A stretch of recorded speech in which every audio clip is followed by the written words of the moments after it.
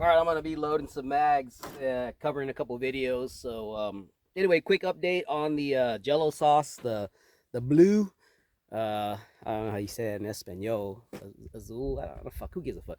Anyway, the Jello sauce, the cold weather, the blue. It's a lot. I don't know if it's slicker or whatever, but it's definitely thinner compared to the red. And the red is supposed to be for extremely hot weathers, like here in Arizona, but it's not hot yet.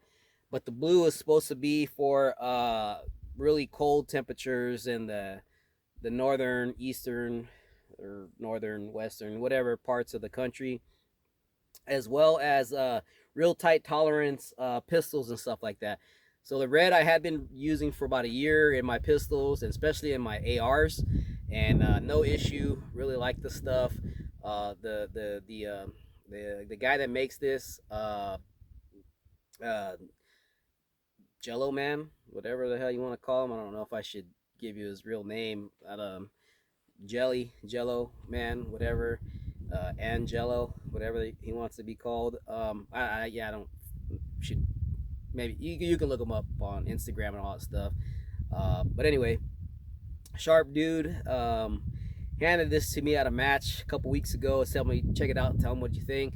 So I cleaned my guns, wiped all the other stuff off, and I actually ran uh, my gun with it last weekend at the Sick Cheaters match in Rio Salado, and it was about I don't know 100 and 200 rounds or some shit. But you could tell I don't know how much we could see here. It's let me bring that in the sun over here. I don't know if we could see this better, but I don't know if we could see. It stayed pretty clean. You can still see it shining on the barrel and everything. I can't see what the inside the barrel looks like, but if we could see what the inside of the gun looks like, it stayed pretty clean. It stayed really slick too. I had somebody ask me about the what I thought about it and about the slickness or whatever. I think the guy's probably running some 2011s that asked about it. I would assume 2011s or some open guns or something because he was saying he runs some real tight tolerances. But I don't know. I know the M&P and the Glock for sure aren't very tight. But when I was shooting it, I don't know. And I'm not shooting any fast ammo. I'm shoot 147s, and usually you can feel the little. It's like a wave instead of a real snappiness, and people like to split the difference and go to 124s and stuff like that because they like the return. Um, it felt like I didn't feel like the wave. It felt like everything was just tracking straight back and forth. It actually felt real slick, and it's hard to explain, I guess, but I don't know. I can definitely tell a difference when I was shooting it. It didn't feel like the gun was slowing me down or nothing, but of course the gun cycles faster than people can comprehend anyway. So, but either way, it's stupid for me to even say. But yeah, so far I do like it. Still sounds pretty good. Everything I put a lot of that shit on the guide rod and the spring, and then I put it in all the tracks and everything. And the same thing for the old Glock. You can hear that. It's pretty good. You can still see that one's still pretty wet and stuff like that, but it's still pretty clean. Um, Kept the gun very clean, very lubricated. Not so much lube like when you use a lot of oil to keep your gun wet and it drips out everywhere. I mean, you could see obviously. Wow, you can't see because the the shade right here, but when when it gets hot and stuff like that, how you get a little bit of the deal all over the place. But like with oil, you'll see it dripping out of everywhere. And I did uh squeeze some on the springs back here on the trigger dealio with the trigger return spring and whatever else, sear spring. Can't remember all the damn nomenclature bullshit, but any spring that I could see, tiny, little, big, whatever, I went ahead and just put a little dot on it, whatever, and actuated the damn springs. And then I also put a bunch on anywhere where steel or metal hits metal. And same thing again, I put a whole bunch on the guide rod and uh, with the guide rod spring. So I also use it on my wife's gun, which was my gun, my PDP SD Pro that she's running. Now the 13-pound spring in it. I can't remember where we got the spring from.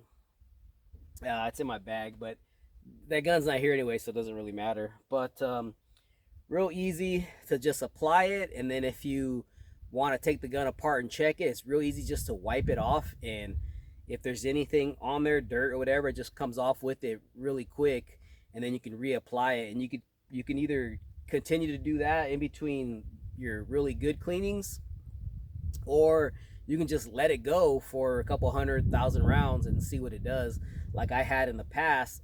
But like I said before, when I was running the red one, it being a little thicker, when I would let it go to 1,000 or 2,000 rounds, by the time I would take it apart, you could see it was, with all the dirt, was finally building up a little bit of sludge in there. Didn't affect the gun. Maybe it might have slowed it down a little bit. I really don't know. But I never had any issues or malfunctions. So yeah, so that's just a quick update.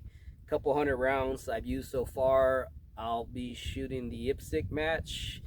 I don't know if whenever I release this, I might have already shot it, but that'll be, I think the match is 320 to 350 rounds on paper, but of course misses and stuff. So I'll probably be looking at over 400 rounds for the entire match just to be safe through this gun. So I should have a better understanding.